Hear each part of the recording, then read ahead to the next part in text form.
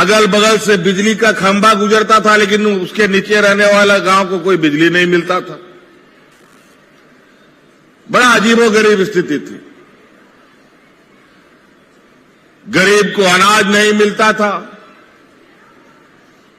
किसानों को सिंचाई की व्यवस्था नहीं। झारखंड चूंकि देश का सबसे पिछड़ा राज्य है, तो यहां पर सबसे अधिक जरूरी है कि लोगों को रोजगार उपलब्ध कराना। और इस मामले में नतीजा यह हुआ कि रोजगार तो उपलब्ध हुआ नहीं, लेकिन रोजगार करने के लिए मजबूरन बड़े पैमाने पर लोगों को अलग अलग राज्यों में जाकर के मजदूरी करने के लिए मजबूर होना पड़ा। पहला हम लोगों ने शिविर लगाया तो पूरा राज्य से 35 लाख आवेदन हमको मिला। दूसरा शिविर लगाया, लगभग 55 लाख से अधिक हमको आवेदन प्राप्त हुआ। और अब ये तीसरा अभियान है, इसमें कितना आएगा ये 29 तारीख के बाद पता चलेगा।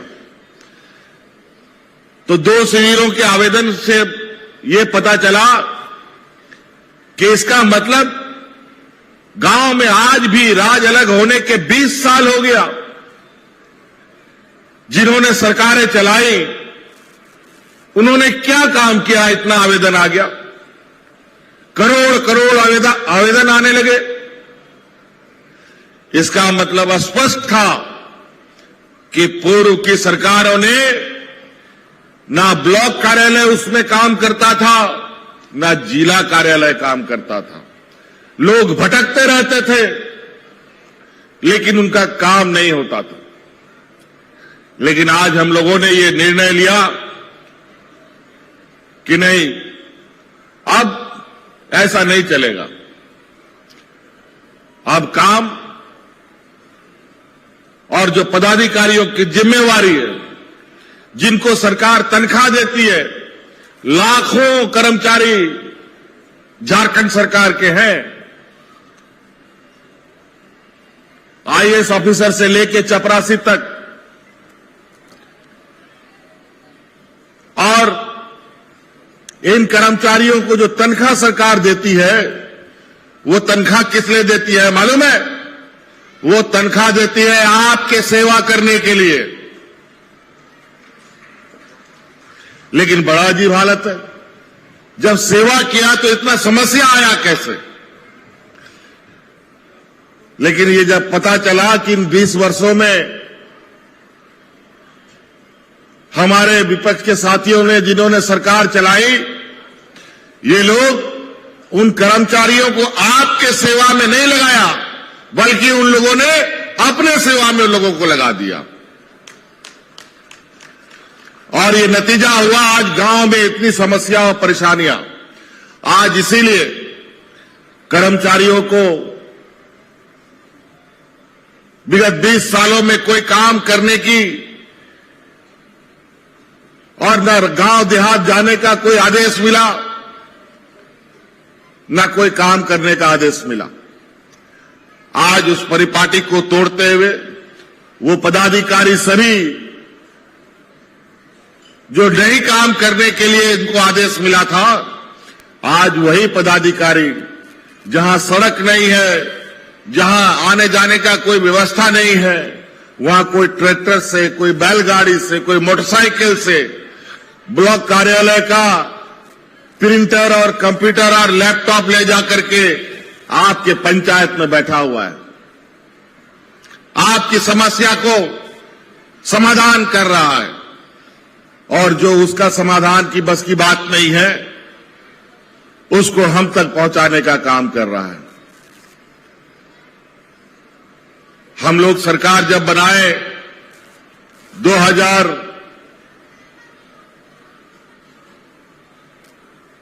उस समय सरकार बनते ही हम लोगों को कोरोना जैसा महामारी ढक लिया, पूरा देश दुनिया को 1.5 साल, 1.25 साल उसने खा लिया।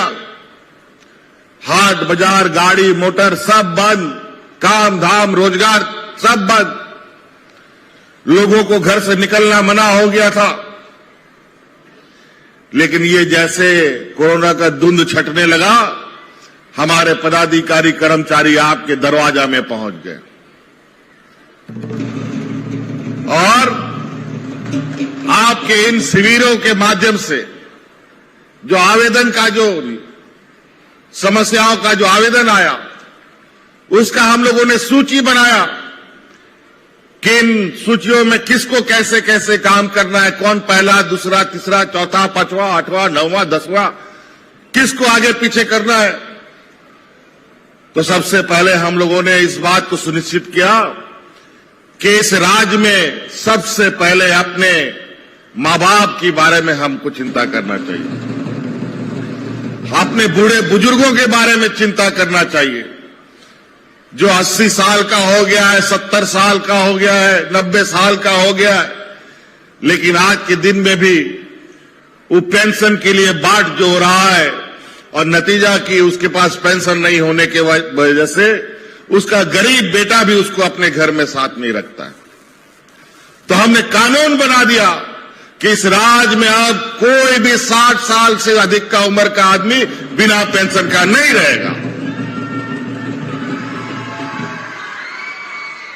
आज डिबरी लगा करके या टॉर्च लगा के भी घूमोगे गांव में तो 60 साल से बुजुर्ग का कोई भी बिना पेंशन का नहीं मिलेगा, चाहे वो महिला हो चाहे वो पुरुष हो। और आपको सुनकर आश्चर्य होगा, आज इस राज्य में ऐसी स्थिति भी है, हम 18 जिलों में घूमते घूमते कई जिलों में ये खबर आई कि एक घर में एक बुजुर्ग का उम्र 90 साल का है, उसको भी पेंशन मिल रहा है, उसकी मां भी है, की उम्र 70 है, उसको भी पेंशन मिल रहा है, और तो और उसका बेटा भी आज 60 साल का हो गया है, उसका बेटा को भी पेंशन मिलता। एक घर में 3-3 लोग पेंशन लेते हैं, और तो और अगर उस बेटा का अगर बेटी है तो उसको भी सावित्रीबाई फूले योजना मिल रहा है।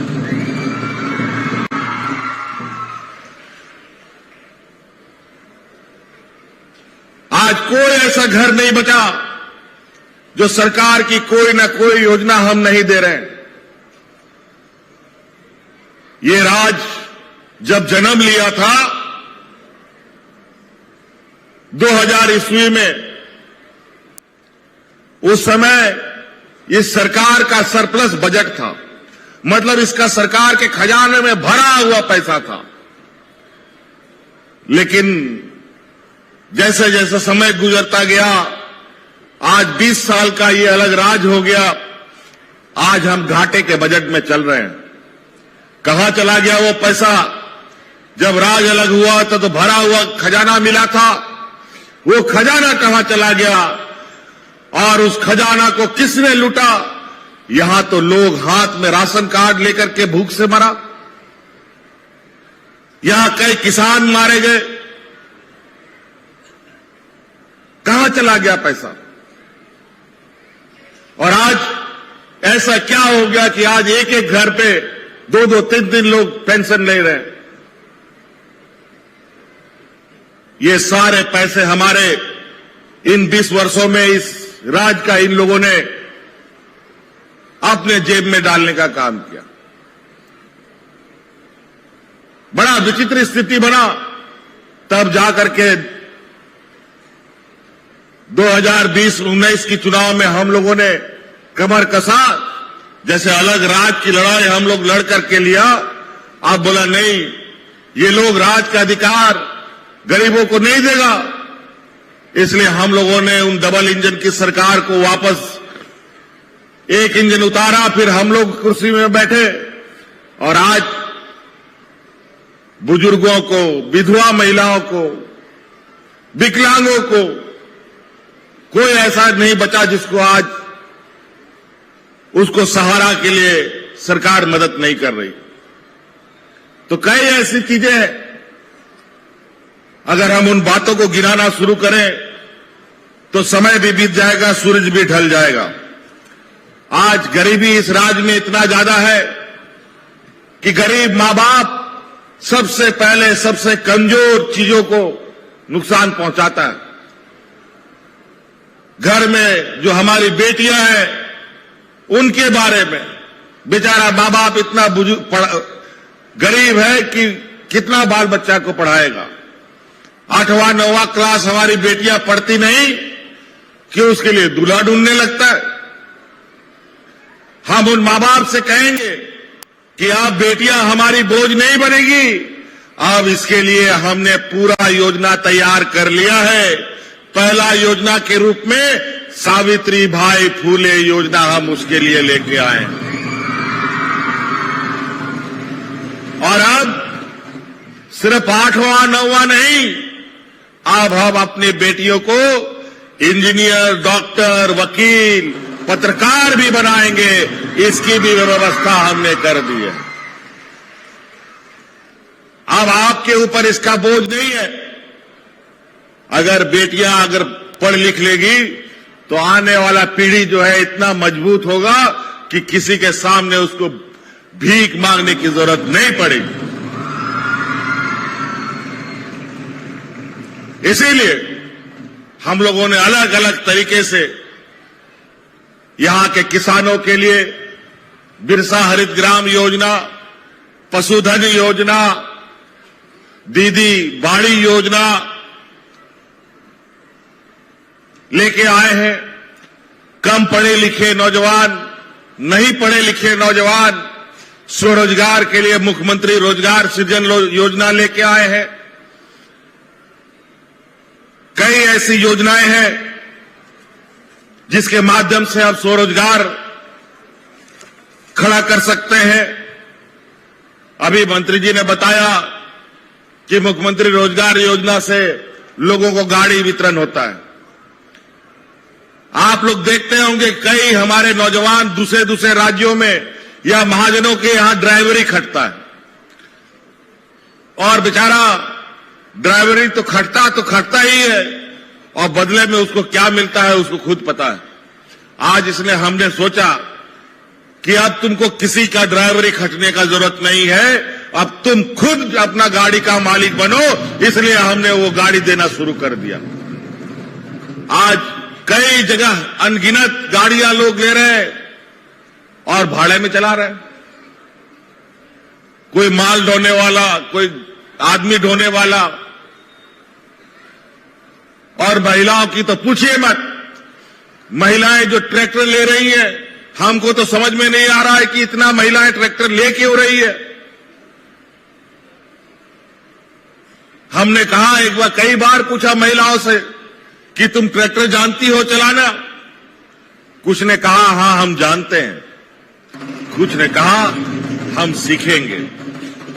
तो ये, और हमने उनको चेक भी किया, हमने उनको चला के दिखाया कि तुम चला के दिखाओ, और सही में उस महिला ने ट्रैक्टर चला के भी दिखाया। तो हमने कहा चलो ये ट्रैक्टर नहीं, तुम्हारे लिए बैल है, इसको आप जितना खेत में जोतना है जोतो। तो आज महिलाएं भी किसी से कम नहीं। इसलिए कई तरीके से हम लोग गांव की अर्थव्यवस्था, यहां जो गरीब गुरुआ लोगों का है, उनकी पूंजी बढ़ाने में लगे हैं। आप लोग तरह तरह तरीके से पूंजी बढ़ा सकते हैं। आज आपको पता नहीं है, इस राज्य में कई चीजें हैं जो दूसरे राज्यों से आकर के बिकता है। यहां पर अंडा दूसरे राज्यों से लाना पड़ता है, यहां पर मछली दूसरे राज्य से आता है, यहां मुर्गियां दूसरे राज्य से आते हैं, यहां बकरी दूसरा राज्य से आता है, और यही बकरी का मीट, यही अंडा, यही मछली आप लोग बाजार से खरीद के लाते हैं। क्यों पशुधन की योजना के माध्यम से आप पशुपालक के रूप में आमदनी नहीं बढ़ा सकते? क्यों बकरी पालन करके उन बकरियों को बाजार में बेच सकते? क्यों मुर्गी फार्म खोल करके मुर्गियां के अंडे नहीं बेचे जा सकते? और दूसरा राज्य का लोग अपना राज्य को तो देता ही देता है, वो इतना उत्पादन करता है कि अगल बगल राज्य में भी जाके बेचता है और पैसा कमाता है। तो हमारा पैसा दूसरा राज्य में क्यों जाएगा?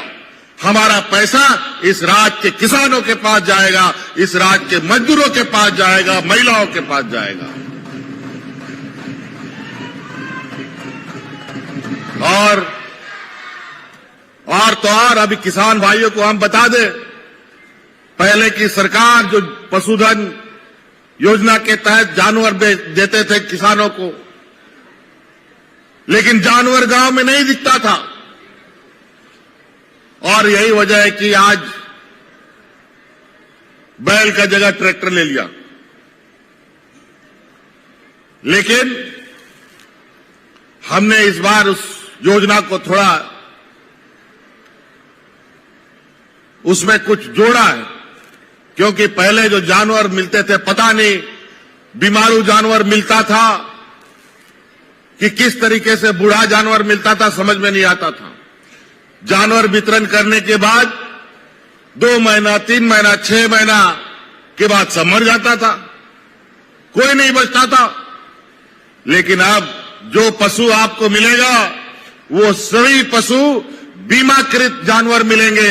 अगर गलती से मर गया, उसका पैसा बीमा कंपनी आपको पूरा पैसा देगी। अब आपका पैसा नहीं डूबेगा। तो आज ये सारी योजनाएं आपके लिए, क्योंकि यहां का 80% लोग गांव में बसता है, और राज्य तभी मजबूत हो सकता है, राज्य पिछड़े राज्यों से तभी बाहर निकल सकता है जब हमारा गांव मजबूत होगा, गांव का अर्थव्यवस्था मजबूत होगा, इचाक प्रखंड मजबूत होगा, यहां का गांव मजबूत होगा, तभी जाकर के राज्य मजबूत हो सकता है। हम आपको बताना चाहेंगे, अभी जितने भी हमारे बच्चे यहां छात्र छात्राएं हैं, उन लोगों को कि आप सब लोगों को यहां पर कई सारे स्टॉल लगे हैं, ऐसे ही पंचायतों में भी कैंपों में लगा हुआ है। आज भी हमारे बड़े बुजुर्ग लोग बहुत पढ़े लिखे नहीं है या बिल्कुल नहीं पढ़े लिखे हैं, इसलिए हम लोगों ने ऐसे 3-4 किताबें बनाई है जो आप सब लोगों को स्कूल में भी पहुंचाया जाएगा, आप लोगों के लाइब्रेरी में भी पढ़ाया जाएगा, दिया जाएगा, ताकि आप सरकार द्वारा चलाए जा रही योजना आप पढ़ करके अपने माँ बाप को बता सके कि सरकार आपके लिए क्या क्या योजना बना रही है। क्योंकि माँ बाप लोग आज के दिन में भी अगर कैंप में कोई आता है तो राशन कार्ड के कैंप में जाकर के वृद्धा पेंशन के लिए फॉर्म भरता है, जहां पेंशन का कार्ड है वहां पर जाति प्रमाण पत्र के लिए अप्लाई करता है। यह स्थिति रहता है। इसलिए हमारे जो छात्र छात्राएं हैं, आप लोग अपने माँ बाप को मदद करने का काम कीजिए, और इन किताबों के सहारे सरकार जो भी काम कर रही है वो आप तक पहुंचाने का तरीका और कैसे आपको योजना का लाभ मिलेगा, वो सभी इन किताबों में है। तो कई चीजें हैं। अभी हमें तो पता चला है आपके इस हजारीबाग जिले में जो सरकार जो 100 यूनिट बिजली दे रही है, उन सभी बिजली 100 यूनिट वालों की संख्या यहां 1 लाख लोग ऐसे हैं जो 100 यूनिट बिजली का लाभ ले रहे हैं पूरे हजारीबाग जिला में। मात्र हजारीबाग जिला में 1 लाख लोग, अब उन लोग को लगभग बिजली का बिल नहीं देना पड़ता है, फ्री बिजली मिल रहा है। सरकार का निर्णय है। आपके इसी हम लोगों ने आने वाला समय में, पता नहीं यहां हम देख नहीं रहे अभी किधर लगा है, मुख्यमंत्री ग्राम गाड़ी योजना हम लोगों ने प्रारंभ की है। अब ये बस हम लोग चलाएंगे, गांव गांव चलेगा वो बस, और ये गांव से प्रखंडों को जोड़ेगा और जिला को जोड़ेगा। और उस बस के अंदर हमारे राज्य के आंदोलनकारी, बूढ़ा बुजुर्ग, महिलाएं और हमारे स्कूल कॉलेज के छात्र छात्राएं मुफ्त सफर करेंगी। कोई पैसा देने का जरूरत नहीं है। और इसके लिए गांव कोई छूटे नहीं। इसके लिए आपके जिले के अंदर जो गांव का सड़क है जो ग्रामीण विभाग उस सड़क को बनाता है, हम लोगों ने इस बार पूरे राज्य के लिए 15,000 किलोमीटर हम लोगों ने स्वीकृति देने का निर्णय लिया है। और इसके तहत आपका मात्र गिरिडीह जिला में लगभग 850 किलोमीटर ग्रामीण सड़क बनेगा, जो लगभग 750 करोड़ रुपया का बनेगा। 750 करोड़ रुपया से ग्रामीण सड़क जो बनेंगे लगभग 850 किलोमीटर। इसके अलावा पथ निर्माण विभाग के माध्यम से भी लगभग 200 किलोमीटर 250 करोड़ रुपया की लागत से बनेगा। और आने जाने का जो उबड़ खाबड़ व्यवस्था था वो लगभग हम लोग आने वाला समय में खत्म करेंगे। और इन शिविरों के माध्यम से, और ये जैसा आप लोग दिवाली दशहरा का इंतजार करते हैं, ईद का इंतजार करते हैं, क्रिसमस का इंतजार करते हैं, त्योहारों का इंतजार करते हैं, इसी प्रकार जब तक हम रहेंगे तब तक पंचायत में अब आपको ब्लॉक आने का जरूरत नहीं, पंचायत में ही पदाधिकारी शिविरों में आपका काम करेगा।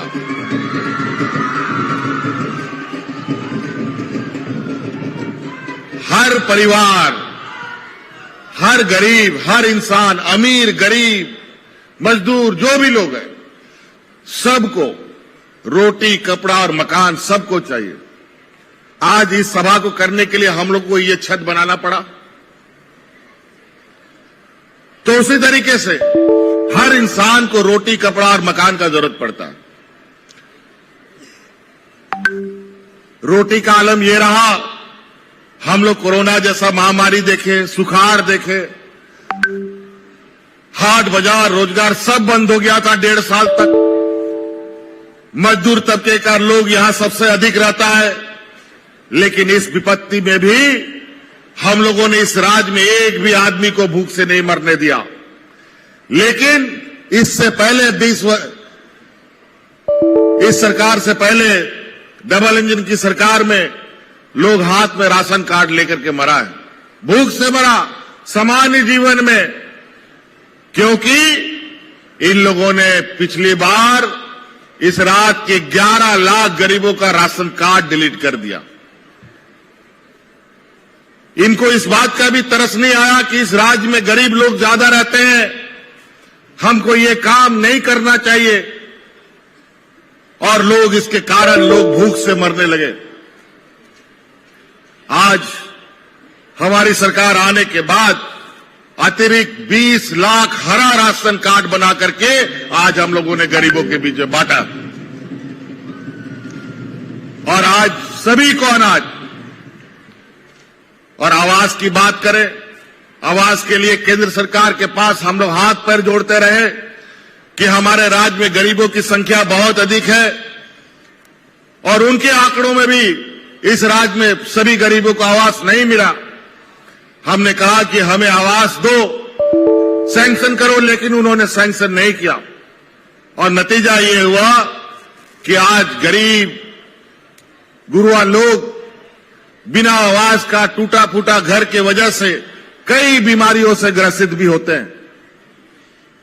अभी हमारे विपक्षियों ने बड़े तेजी से अपने सोशल मीडिया और षड्यंत्र भाषाओं से राज्य की कई जिलों में पहाड़िया समाज के ऊपर कालाजार, मलेरिया जैसे बीमारी और उससे मरने को लेकर सरकार को कटघरे में खड़ा करने का कोशिश किया। और वो सभी लोग इतना गरीब कि उनके पास घर द्वार कुछ नहीं, बेचारा किसी तरीके से बांस बल्ली जुगाड़ करके झोपड़ी में रहता है, और ये बीमारी अमीरों को नहीं गरीबों को होती है। लेकिन केंद्र सरकार ने जरा सा भी दया नहीं दिखाई। तब हम लोगों ने निर्णय लिया कि अब इस राज्य में किसी की घर कोई भी गरीब बिना आवास का नहीं रहेगा। हम लोगों ने अबू आवास योजना शुरू कर दिया है, और आपके जिले से तो लगभग 1 लाख आवेदन प्राप्त हुए हैं आवास योजना के लिए। और ये आवास भी मुर्गी खाना नहीं बनेगा, केंद्र सरकार जो आवास देती है 2 कमरे का, अब राज्य सरकार 2 कमरे का नहीं 3 कमरे का आवास देने का काम करेगी। हमने आकलन लगाया था कि इतना लोगों को, गरीब को आवास देना है।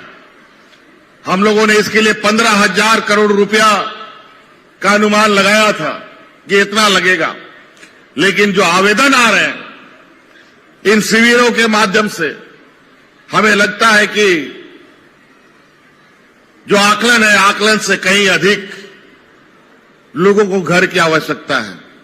लेकिन आप लोग चिंता ना करें, चाहे वो 1 साल लगे, 2 साल लगे, 3 साल लगे, 4 साल लगे, 5 साल लगे, क्योंकि ये पूरा पैसा राज्य सरकार खर्चा करेगी। हम पैसा, एक एक पैसा जुगाड़ करके हर गरीब को आवास देने का काम करेंगे। तो कई ऐसी चीजें हैं हमारे विपक्ष के साथियों के करना में और हम लोगों के करना में फर्क। आज इस बात को समझना होगा। आपके बीच में कई तरीके के लोग आते जाते हैं और अपनी बातें सुनाते हैं। राज अलग होने से 20 साल तक हमारे विपक्षों ने इस राज्य में मात्र 16 लाख लोगों को पेंशन दिया था। 20 वर्ष में मात्र 16 लाख लोगों को, और हम लोगों ने मात्र 4 साल में 36,60,000 लोगों को पेंशन दिया है।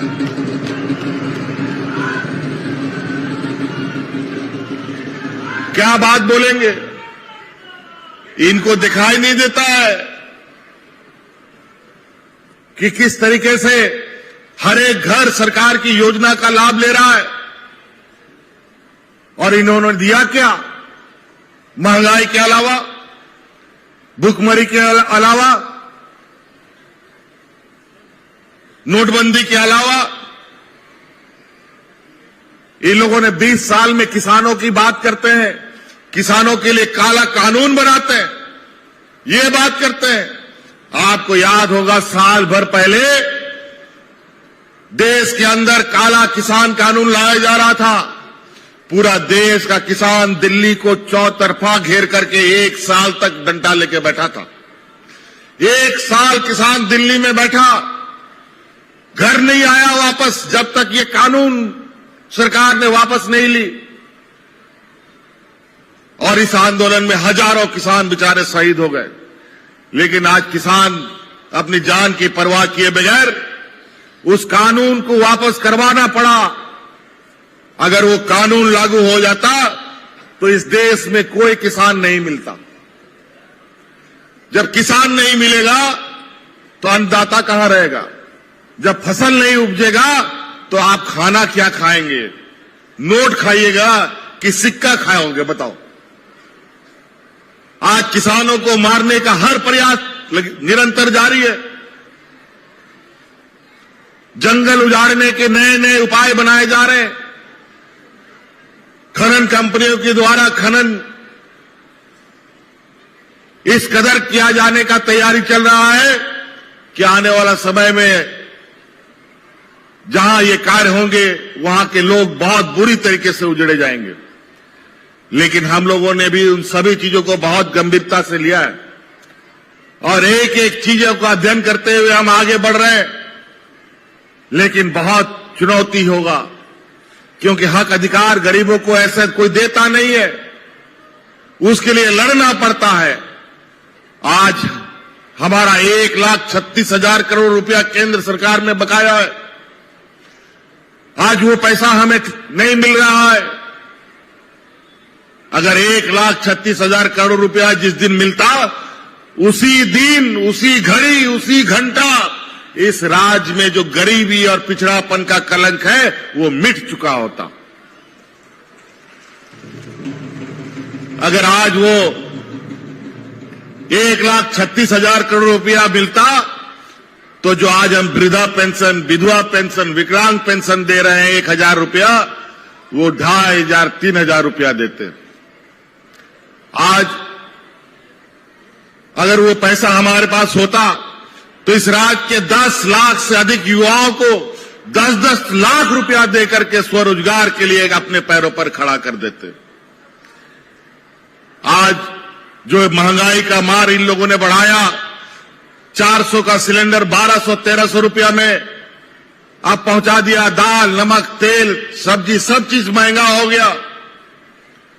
आज जो सिलेंडर 1200 का मिल रहा है, अगर वो पैसा आता तो वो सिलेंडर आपको हम लोग 500 टका में देते। तो कई ऐसी चीजें हैं, सारा कुछ जाकर के संसाधनों में टिकता है। लेकिन सरकार ये राज पिछड़ा राज नहीं है, इसको पिछड़ा राज बनाया गया है। 20 वर्षों में, अभी कुछ साल के बाद तो 1-2 साल के बाद ये युवा राज हो जाएगा। 25 साल का युवा राज, मतलब 25 साल का जो आदमी हो जाता है वो कितना मजबूत होना चाहिए था। 25 साल में हर आदमी अपनी जिम्मेवारी उठाता है, लेकिन ये झारखंड को इन लोगों ने 20 वर्षों में इतना कमजोर किया कि पता नहीं आने वाला समय में ये जिंदा रहता कि नहीं रहता। लेकिन हमारी सरकार बनने के बाद इस राज के जड़ को, गांव को, किसानों को, नौजवानों को, महिलाओं को, बच्चों को, आने वाली पीढ़ी के लिए हम लोगों ने जो कार्य योजना बनाया है, इस कार्य योजना को निरंतर हम करते रहे तो आने वाला 25वां साल के बाद ये राज इतना ताकत के साथ खड़ा होगा कि अपना अधिकार के लिए लड़ना भी सीखेगा और अपने इस पिछड़ेपन के कलंक हटाने का भी क्षमता आ जाएगा। तो इसीलिए हमारा इस राज्य का मुख्य ताकत, मुख्य लोग जो है गांव में, वो गांव तक कैसे हम पहुंचे, गांव के घर घर तक में कैसे हर एक व्यक्ति के चेहरे में मुस्कान हो, ये हमारी प्रयास है। आज इसीलिए पंचायत में हमारे पदाधिकारी आपके साथ खड़े हैं। नहीं तो बहुत सारे आज के दिन में भी लोग हैं जो ब्लॉक ऑफिस नहीं देखा, बीडीओ सीओ को कभी नहीं देखा, डीसी एसपी तो को बात की बात है। क्योंकि इन लोग का पहले जो कैप्टन था वो कैप्टन ही गड़बड़ था। आज स्थिति ये कि वो लोग एक हाथ से नहीं लूट पाए तो डबल इंजन से लूटने लगे थे। इसीलिए आप लोग का अधिकार, आप लोग के लिए योजना जो सरकार बना रही है, किसी को पता भी नहीं रहता था कि सरकार क्या योजना बना रही है, लेकिन आपकी योजनाओं का गठरी बांध करके हम आपके दरवाजे में डाल दिए हैं। उस गठरी को खोलिए और अपने लिए योजना अपने घर में ले जाइए। इसीलिए बातों को और बहुत ज्यादा नहीं करेंगे, और भी कार्यक्रम हम लोगों का है। हाँ, एक बात मुझे याद आया, मैं भूल गया था।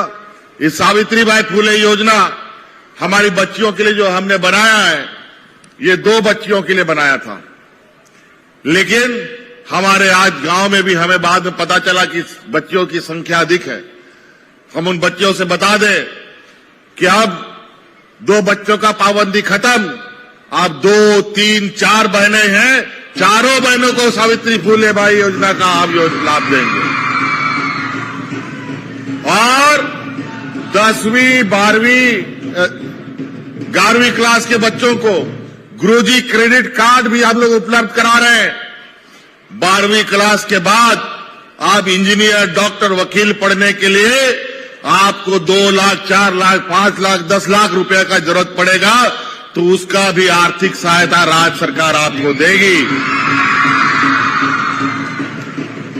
और कोई बंधक नहीं रखना पड़ेगा, आपके पास गुरुजी क्रेडिट कार्ड होना चाहिए। जब तक आपका पढ़ाई पूरा नहीं होगा, आपको सरकार को पैसा भी वापस नहीं करना पड़ेगा। तो इसलिए आज आप डॉक्टर, इंजीनियर बनिए, राज्य को मजबूत बनाने में अपना अहम भूमिका निभाइए। युवा नौजवान अपने पैरों पर खड़ा हो। अभी पढ़े लिखे नौजवानों के लिए भी हम लोगों ने निजी क्षेत्र में, सरकारी क्षेत्र में अनेकों बहालियां की। हम लोगों ने निजी क्षेत्र में हम लोग कानून भी लेके आए हैं। कोई भी राज्य में फैक्ट्री लगेगा, कंपनी लगेगी, उन कंपनियों में 75% लोगों को लेना अनिवार्य है। वहां जो भी कर्मचारी होंगे वहां पर मजदूर लेबर के रूप में होंगे। 40,000 रुपया से कम तनख्वाह वाले लोग, सभी लोग स्थानीय होंगे, लोकल लोग होंगे। इसके तहत हम लोगों ने अलग अलग शिविरों से 50,000 नौजवानों को नियुक्ति पत्र दिया। हजारीबाग में भी 5-10 हजार लोगों को नियुक्ति दी। अभी और 25-30 हजार सरकारी नियुक्तियां निकलने वाली है। और आपको बता दें, अभी 29 तारीख को हमारा 4था साल पूरा होगा और उस 29 तारीख को लगभग 8 से 9 हजार बच्चों को सरकारी नौकरी भी देने जा रहे हैं।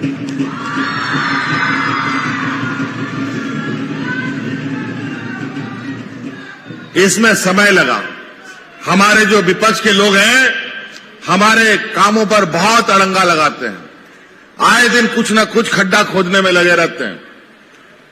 इतने लोगों की नियुक्ति, इतने लोगों की तकलीफ कोरोना जैसे महामारी में, जहां इनकी सरकारें हैं वहां पर कोरोना में लोग जानवरों की तरह लोग मरे। वहां इतना लोग मर गया कि लकड़ी जलाने के लिए खत्म हो गया, मिट्टी घट गई वहां पर दफन करने के लिए। लेकिन झारखंड में भी कोरोना आया, लेकिन यहां बिना अफरा तफरी के उस कोरोना को हम लोगों ने यहां से भगाने का काम किया। और आपके इस कोरोना के महामारी में वो इसका वजह यह है कि सरकार उस समय सोती नहीं थी, 24 घंटा राज पर नजर रखती थी। हमारे मंत्री पदाधिकारी चारों तरफ नजर बनाए हुए थे। आपके इस कोरोना में इस राज्य के जनमानस को तो बचाने का हम लोगों ने काम किया, लेकिन आज इस काम को करते करते हमारे 2 मंत्री बेचारे इस कोरोना में मारे गए। आज अगर वो कोरोना नहीं होता तो आज वो मंत्री नहीं मारे जाते। और मारे जाने के पीछे वो जहां जहां लोगों को देखते थे कि यहां ये नहीं पहुंच रहा है, वो नहीं पहुंचा, ये खुद ही पहुंच जाते थे। और इस दौरान बेचारे उन मंत्रियों को कोरोना ने लपेट लिया। आपका हिस्सा का जो घाव था अपने सीने पर लिया। और हमारे विपक्ष उसमें कर क्या रहे थे? घर में दुबक करके बैठे हुए थे। तो हम लोग उन लोगों में से हैं जो आपके बीच से आपके हर दुख तकलीफ को समझते हैं, जानते हैं।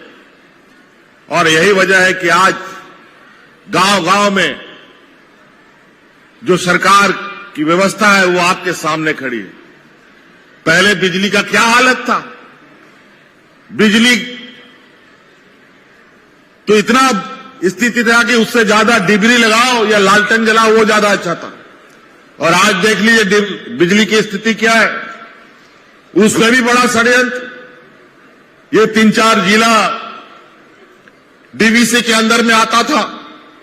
डीवीसी भी अनेक नखरे करता था और आए दिन सरकार का सर झुकाने के लिए जब तक बिजली काट दे बकाया के नाम पर, केंद्र सरकार की एजेंसी होने के बावजूद हमारा बकाया तो देता नहीं, लेकिन उसका बकाया अगर हम 1 घंटा भी विलंब करते हैं तो बिजली काट देता है। यही हालत है केंद्र सरकार संस्थाओं की। लेकिन अब हम लोग बहुत तेजी से बिजली में काम कर रहे हैं और 1-2 साल के अंदर इन 5-6 जिलों में हम डीवीसी के भरोसे नहीं बल्कि सरकार के भरोसे पर हम रहेंगे। और 24 घंटा बिजली मिलेगी निर्बाधित। तो इसलिए आप सब लोगों को बहुत बहुत शुभकामनाएं। और भी कैंप लगेगा और भी त्योहार आएगा और आप इंतजार करेंगे कि हर अक्टूबर नवंबर के समय जैसे दिवाली दशहरा आता है कि सरकार आपके द्वार का कैंप कब लगेगा, कब योजना आएगी, और निश्चित रूप से जब अगली बार कैंप लगेगा, पहला कैंप लगा तो राज्य के सारे बूढ़े बुजुर्ग विधवा और विकलांग को पेंशन मिला। दूसरा कैंप लगा, हमारे इस राज्य की सभी बच्चियों को सावित्रीबाई फुले योजना का लाभ मिला। तीसरा कैंप लगेगा, चौथा कैंप लगेगा तो और भी एक नई आपके लिए योजना लेकर निश्चित रूप से आपके बीच में लोग जाएंगे और उसका लाभ आप ले। इन्हीं बातों के साथ मैं अपनी बातें समाप्त करता हूं। आज के दिन में भी आज अभी हम लोग जल्दी थोड़ा निकलना चाहते हैं, क्योंकि यहां पर आज एक कंपनी को हम लोगों ने न्योता दिया है, जो कंपनी यहां अपना फैक्ट्री लगाएगी और उससे बड़ा रोजगार उपलब्ध कराने की हमारी मंशा है, ताकि यहां के नौजवानों को रोजगार मिले। इन्हीं बातों के साथ बहुत बहुत धन्यवाद, सबको जोहार। जोरदार के साथ धन्यवाद करें माननीय मुख्यमंत्री जी का। बहुत बहुत धन्यवाद और आभार आपके आशीर्वचनों के लिए। और आज के इस अवसर पर माननीय मुख्यमंत्री जी विभिन्न योजनाओं की सौगात भी हमें देने वाले हैं। परिसंपत्तियों का वितरण भी अभी होगा और लाभुकों से सीधी बातचीत भी करेंगे। और आज आपको बता दें, आज के इस शुभ दिवस पर 773 करोड़ 84 लाख राशि की 536 योजनाओं का उद्घाटन और शिलान्यास रिमोट का बटन दबाकर माननीय मुख्यमंत्री जी कर रहे हैं। जोरदार तालियां इस सौगात के लिए। आपको बता दें, आज 334 योजनाओं का शिलान्यास, जिसकी कुल राशि 537 करोड़ 6,80,000 रुपए है, और 202 योजनाओं का उद्घाटन, जिसकी राशि 236 करोड़ 23,30,000 रुपए है। शिविर लगाए जा रहे हैं और इस समय दारू पंचायत से हम जुड़ेंगे और इसके बाद परिसंपत्ति का वितरण होगा। यहां देखिए, अभी हम लोग ये शिविर यही नहीं लगा है, अभी और भी पंचायतों में लगा है। अभी दारू पंचायत के लोग भी वहां शिविर में हैं। अभी हम लोग ऑनलाइन दारू पंचायत से जुड़ रहे हैं। जरा इनको भी देखिए, आप लोग का स्क्रीन में भी दिख रहा होगा। हाँ बताइए।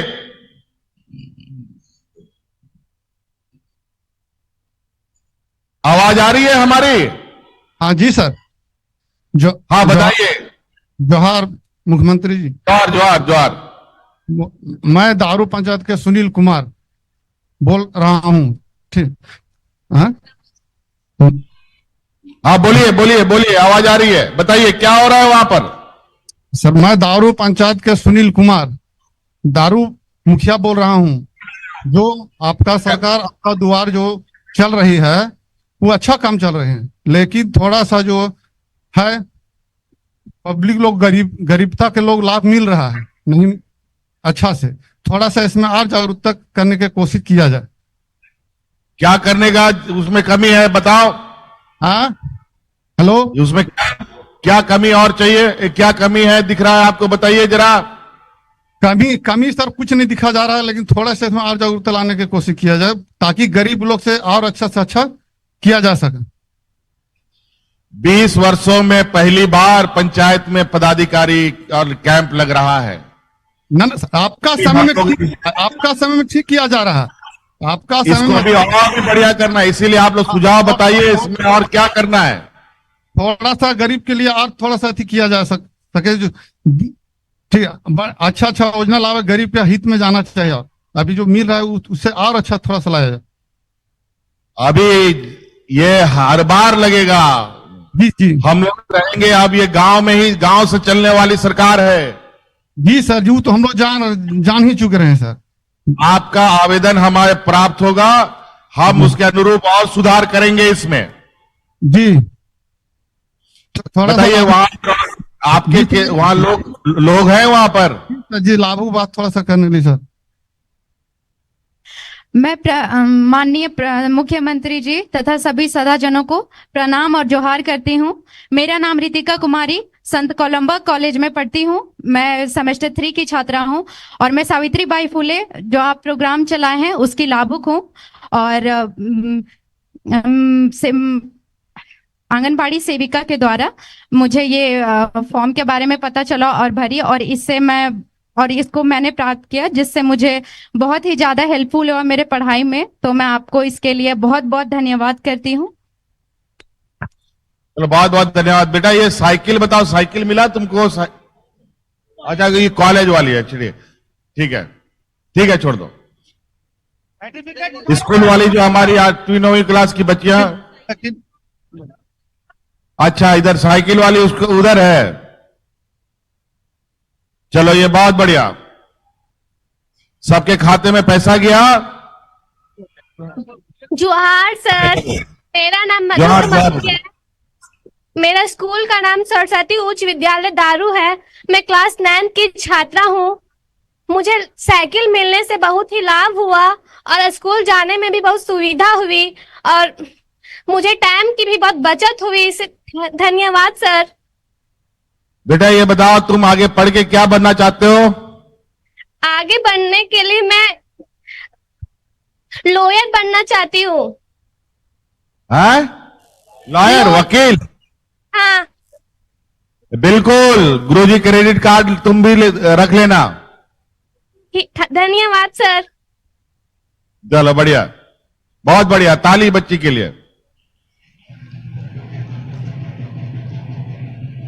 माननीय मुख्यमंत्री जी, मेरा जोहार और आए हुए अतिथिगण मेरा जोहार।